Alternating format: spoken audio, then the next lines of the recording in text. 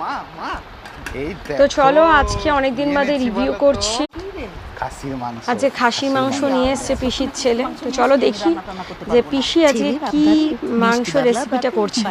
আলুগুলোকে ফার্স্টে ভেজে নিল, রসুন বেটে নিল, ঠিক আছে, তেল দিল, তেজপাতা, গরম মশলা, পেঁয়াজ ভাজা, ফোড়ন দিয়ে পেঁয়াজ কুচি দিয়ে তারপরে দিল রসুন বাটা, রসুনের কাঁচা গন্ধটা লঙ্কা বাটা, শুকনো লঙ্কার বাটা দিয়ে কিছু আদা বাটা, আচ্ছা ঠিক আছে, দিয়ে কষিয়ে নিল। সবকিছু ভালো মাংসটা দিয়ে দিল নুন, মাংসটা দিয়ে হলুদ, হলুদ দই দিয়ে ঢাকা দিয়ে কম আছে। দইয়ের পরিমাণটা কিন্তু অল্প দিয়েছে, আমার এই পরিমাণটা জানার ব্যাপার ছিল। যাই হোক ভালো করে কষি, যখন কষা হয়ে গেছে তারপর এবার আলুগুলো দিয়ে দিয়েছে, আলু দিয়ে গরম জল দিয়ে দিলাম ওপর থেকে। এবার বোধহয় জল দেবে, হ্যাঁ জল দিয়েছে। চর্বি, বাবা চর্বি কারা কারা এরকম ভাবে দাও, আমার যদি একদম চর্বি খেতে ভালো লাগে না। তারপরে বৃষ্টি বাদল, গরম মশলা বাটা, লাল লাল করে ঝাল ঝাল সত্যি দারুণ। খাসির মাংস সপরিবারে মিলে জমিয়ে খেলাম। দারুণ।